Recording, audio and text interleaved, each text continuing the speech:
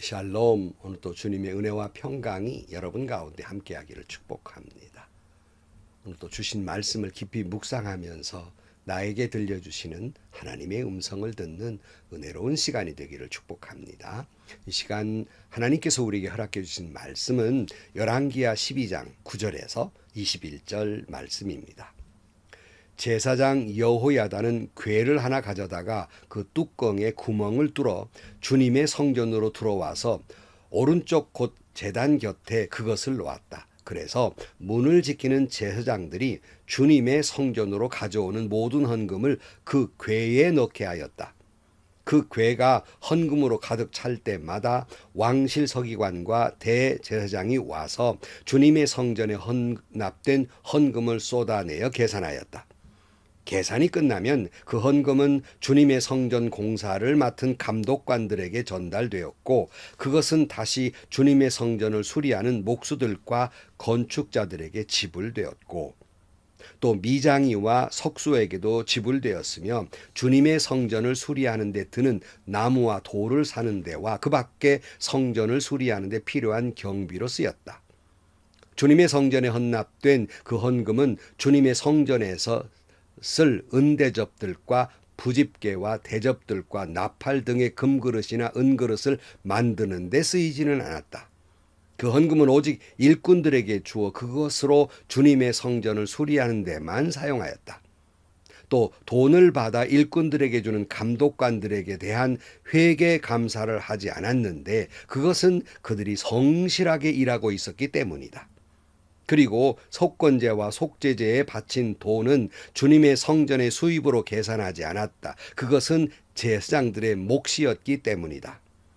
그 무렵에 시리아 왕 하사엘이 가드를 공격하여 함락시켰다. 그런 다음에 하사엘은 또 예루살렘도 치려고 하였기 때문에 유다 왕 요시야는 앞서 유다를 다스린 여호사밧과 요람과 아하시야가 주님께 바친 모든 물건과 또 자신이 주님께 바친 것들을 비롯하여 주님의 성전과 왕실 창고에 있는 모든 금을 시리아 왕 하사엘에게 보냈다. 그러자 하사엘은 예루살렘을 치지 않고 물러갔다. 요아스의 나머지 행적과 그가 한 모든 일은 유다 왕 역대지략에 기록되어 있다. 요아스의 신하들이 영모를 꾸며 실라로 내려가는 길에 있는 밀로의 궁에서 요아스를 살해하였다. 그를 살해한 신하는 시므앗의 아들 요사갈과 소멜의 아들 여호사밧이었다. 그가 죽으니 그의 조상들과 함께 다윗성에 장사하였다. 그의 아들 아마샤가 그의 뒤를 이어 왕이 되었다. 나이 어려 왕이 된 요아스, 그는 성전 수리를 명했고 성전 수리는 순조롭게 되었습니다. 그러니까 성전을 수리했다는 것은 당시에 무너져버린 이 남유다의 믿음을 회복시키는 일이었습니다. 이때 우리가 지난 시간에 본 대로 이 헌금의 문제가 있어 이걸 구분하는데 구분해서 쓰이게 됩니다. 어떻게 구분했냐면 9절에 보니까 제사장 여호야다는 궤를 하나 가져다가 그 뚜껑에 구멍을 뚫어 주님의 성전으로 들어와 오른쪽 곳 제단의 곁에 그것을 놓았다. 그래서 문을 지키는 제사장들이 주님의 성전으로 가져오는 모든 헌금을 그 궤에 넣게 하였다. 그 궤가 헌금으로 가득 찰 때마다 왕실 서기관과 대제사장이 와서 주님의 성전에 헌납된 헌금을 쏟아내어 계산하였다. 그래가지고 성전 공사에 다 쓰이게 됩니다.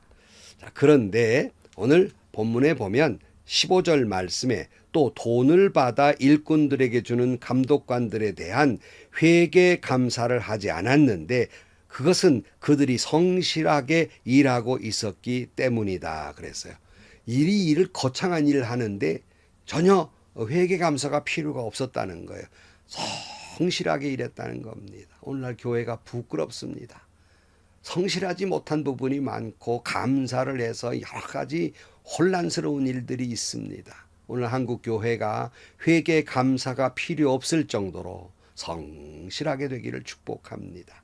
반면에 제사장들은 그럼 어떻게 했나? 그들의 삶은 어떻게 했나? 그다음 16절 말씀. 그리고 속건제와 속죄제에 바친 돈은 주님의 성전의 수입으로 계산하지 않았다. 그것은 제사장들의 몫이었기 때문이다. 아예 따로 떼서 아예 성전 수입으로 잡지 않고 아예 그 전체를 제사장들에게 주어서 제사장들의 삶을 살게 했다. 그런 말씀이에요.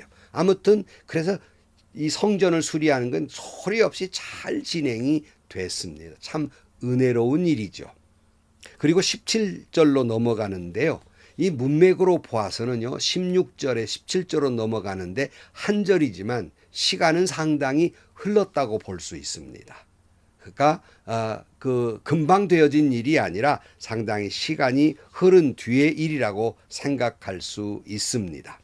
이 긴 시간의 세월을 어디서 우리가 보면 알 수 있냐면요. 역대하 24장 14절에 이 같은 내용이 밑으로 쭉 나와 있습니다. 이 말씀을 살펴보면 24장 14절에 공사를 맡은 사람들이 공사를 마친 뒤에 남은 돈을 왕과 여호야다에게 가져오니 왕이 그것으로 주님의 성전에 쓸 기구 곧 예배 때 쓸 기구와 번제에 드릴 때 쓸 기구와 숟가락과 금그릇이나 은그릇을 마련하게 하였다. 여호야다가 살아있는 동안에는 주님의 성전에서 번제를 드리는 일이 끊이지 않았다 그랬어요. 요시야의 영적 멘토 스승인 여호야다가 살아있는 동안에는 가르쳐준 대로 말씀대로 통치를 했어요. 다시 말씀드리지만 7살의 왕이 됐으니까 거의 섭정을 하다시피 했고 또 잘 그 말대로 신앙적으로 잘 해결을 했고 성전 수리가 회복됐다고 하는 것은 영적으로 회복됐다는 말이거든요. 그래서 그저 영적 부흥이 일어나 가지고 여호야다가 살아있는 동안에는 하나님께 예배드리는 게 끊이지 않았다. 얼마나 귀한 일인지 모릅니다. 근데 문제는 여호야다가 죽은 뒤의 문제예요. 역대하 24장 15절에 계속 보면 여호야다가 늙어 나이가 차서 죽으니 그가 세상에 누린 횟수는 130년이었다. 그가 평생 이스라엘 백성과 하나님과 성전을 위하여 좋은 일을 하였다고 해서 사람들은 그를 다윗성 왕실 묘지에 안장하였다. 여호야다 제사장이 죽으니 유다 지도자들이 왕을 부추겨서 자기들의 말을 듣도록 하였다 그랬어요.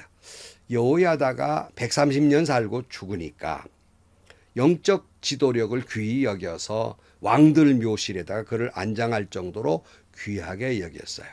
근데 그러면 뭐합니까? 귀하게 여겼으면 그로부터 가르침받은 하나님의 말씀을 따라야 되잖아요.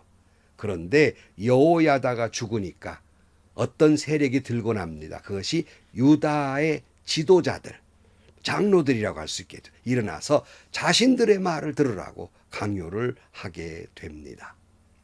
마치 오랜 세월 그 교회에서 목회를 하면서 영적 부흥을 이루신 목사님이 목회를 다 하고 은퇴하고 나면 그동안에 있던 다른 분들이 이때다. 그동안에 그분 때문에 그저 억압받았던 세월이 얼마냐. 이제 그 양반 없어졌으니까 우리가 주도권을 가지고 일해야 된다라고 생각을 하고 헤게모니 싸움을 하고 그리고 서로 힘겨루기를 하는 교회 장로님들이 있어요. 그리고는 후임으로 오는 목사님 우리한테 이렇게 조건 서약을 사인하십시오. 계약서에 사인하고 정관을 고쳐서 목사는 설교만 하고 나머지는 다 우리 장로들이 장악하고 할 테니까 설교만 하시오 하는 교회가 있어요. 있다는 게 아니라 여러 교회가 있습니다. 여러분 그 결과가 어떻게 되는지 볼까요? 남유다의 모습을 보면 압니다. 아까 말씀드린 역대하 24장 18절 말씀. 백성은 주 조상의 하나님의 성전을 버리고 아세라 목상과 우상을 섬기기 시작하였다. 이러한 죄 때문에 유다와 예루살렘에 하나님의 진노가 내렸다. 아니 영적 스승 여호야다가 죽었다고 해서 믿음의 길을 버린 거예요. 여호야다가 죽자 유다의 지도자들이 들고 일어나 가지고 자기들 뜻대로 하겠다고 설치는 바람에 영적인 모습이 다시 추락해요. 추락할 정도가 아니고 타락에 들어가게 됩니다. 그리고 끔찍한 일이 벌어지기도 해요. 역대하 24장 19절 말씀 보면 주님께서는 백성을 주님께로 돌이키도록 경고하시려고 예언자들을 보냈지만 백성은 예언자의 말 듣기를 거절하였다. 여호야다 제사장의 아들 스가랴가 하나님의 영에 감동되어 백성 앞에 나서서 말하였다. 나 하나님이 말한다. 어찌하여 너희가 주님의 명을 거역하였느냐? 너희가 형통하지 못할 것이다. 너희가 주님을 버렸으니 주님께서 너희를 버리셨다. 하나님이 그들을 돌이키려고 예언자들을 보냈어요. 도무지 한 번 잡은 권력 어떻게 놔요? 헤게모니 놓을 수 없어요. 말을 듣지 않아요. 급기야는 요시야 왕의 영적 멘토 스승인 여호야다의 아들 스가랴가 감동 성령으로 충만해가지고 너희가 어찌해서 하나님의 명령을 거절했냐? 너희가 주님을 버리니 주님이 너희를 버렸다고 그렇게 야단하면서 돌아오라고 외쳤지만 결과는 뭐죠? 21절 말씀. 그러나 사람들은 그를 없앨 음모를 꾸미고 드디어 왕의 명령에 따라 주님의 성전 뜰에서 그를 돌로 쳐 죽였다. 여호야다의 아들 스가랴를 돌로 쳐 죽입니다. 그리고 성경은 그들의 행동을 22절에 이렇게 적고 있습니다. 이렇듯 요시야 왕은 스가랴의 아버지 여호야다가 자기에게 보인 그 충성은 생각하지 않고 그의 아들을 죽였다. 스가랴는 죽으면서 주님께서 이 일을 굽어보시고 갚아주십시오 하고 외쳤다. 아니 요시야의 입장에서는 자기를 6년 동안 보호해주고 왕으로 세워주고 가르쳐주고 거기까지 오게 한 왕이 되게 한 그런 스승이에요. 뭔 잘못을 한 것도 아니에요. 그런데 그 스승을 보아서라도 아들에게 그렇게 하면 안 되거든요. 그런데 아들을 돌로 쳐 죽인 겁니다. 이와 같은 모습이 오늘날 교회에도 없는 줄 아십니까? 교회처럼 비정하고 몰인정하고 비열할 수가 없어요. 안 믿는 사람도 이럴 수는 없는 거예요. 교회 안에서 여호야다 충성이야 하나님 은혜지 뭘 자기가 한 일인가 이렇게 이야기를 합니다.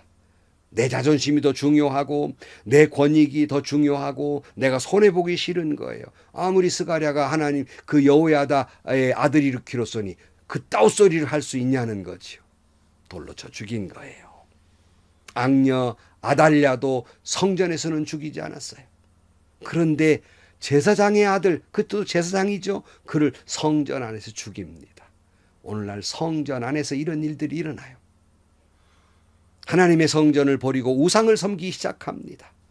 결과는 이런 죄들 때문에 유다와 예루살렘에 하나님의 진노가 임해요. 본문으로 돌아가서 16절과 17절 사이가 그렇게 긴 이야기가 있어요. 17로 넘어가요. 그 무렵에 시리아 왕 하사엘이 가드를 공격하여 함락시켰다.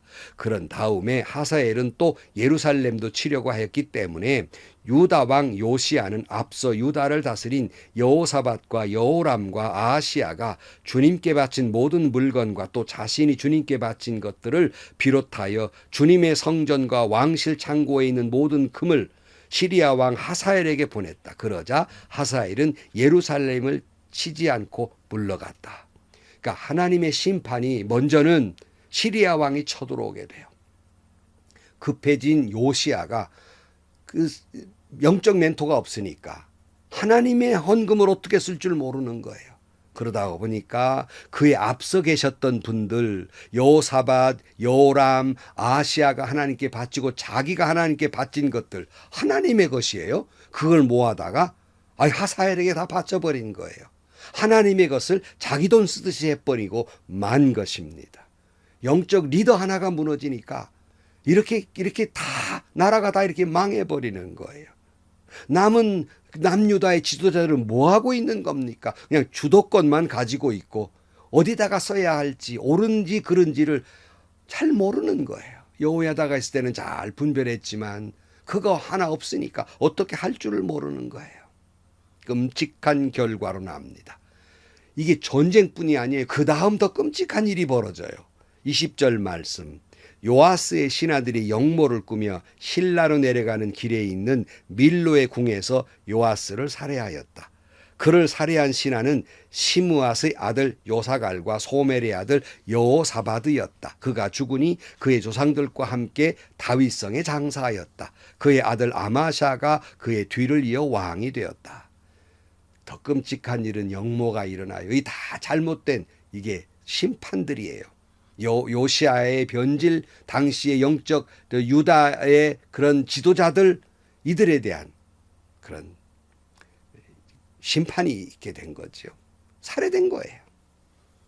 사랑하는 성도 여러분, 제가 욕먹을 각오를 하고 또 말씀을 드려요.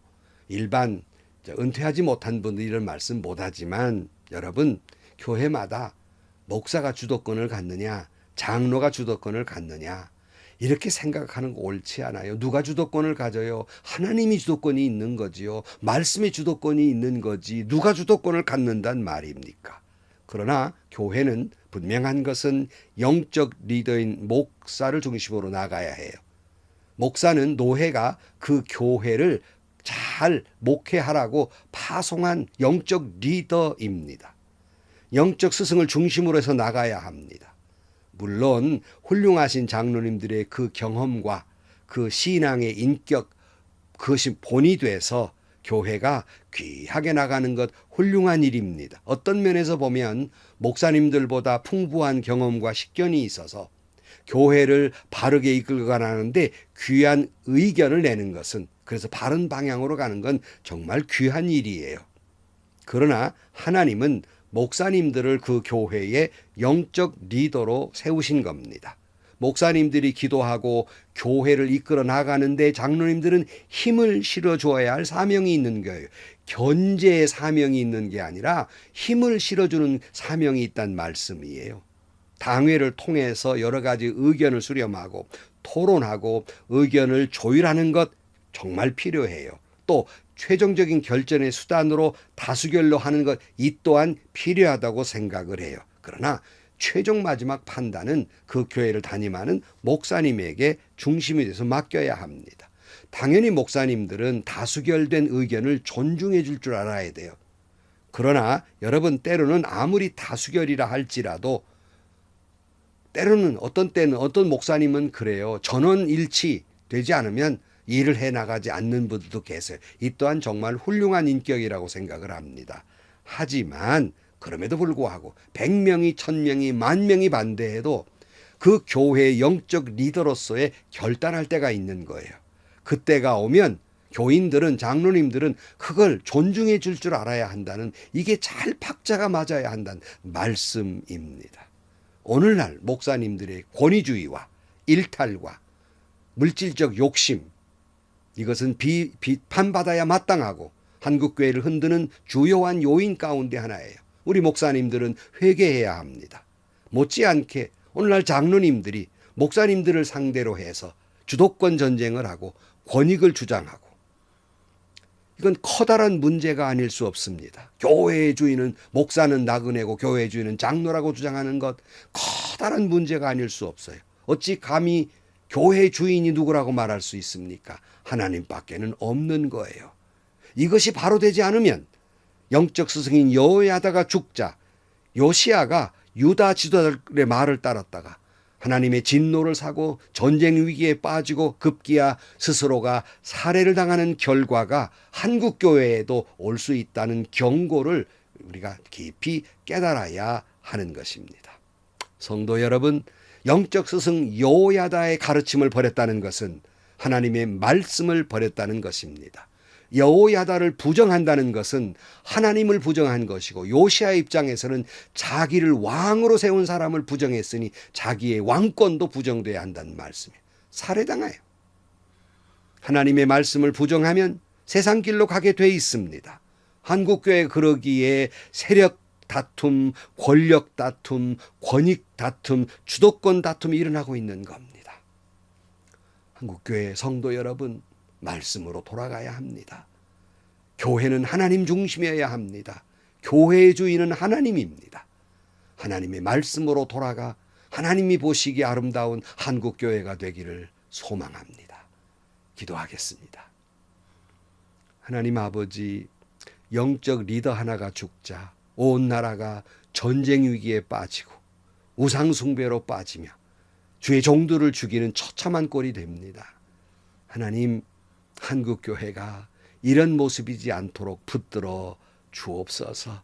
우리 모든 목회자들이 회개하고 수도권 전쟁에서 서로 싸웠던 교회들, 목사님들, 장로님들 회개하게 하시고 한국교회가 더욱 하나님 보시기에 아름다운 교회 되게 하여 주옵소서.